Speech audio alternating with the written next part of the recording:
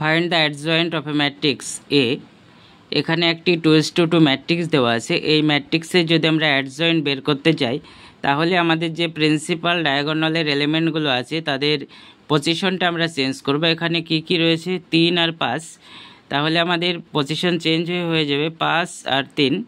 এবং যে সেকেন্ডারি ডায়াগোনালটা রয়েছে এদের সাইনটা চেঞ্জ হবে, পজিটিভ থাকলে নেগেটিভ এবং নেগেটিভ থাকলে পজিটিভ। তাহলে আমরা এই ম্যাট্রিক্সের যদি অ্যাডজয়েন্ট বের করি তাহলে কি আসবে? Adjoint of A matrix A equal to 5 - 2 - 4 and 3, অর্থাৎ যেটা এখানে হয়েছে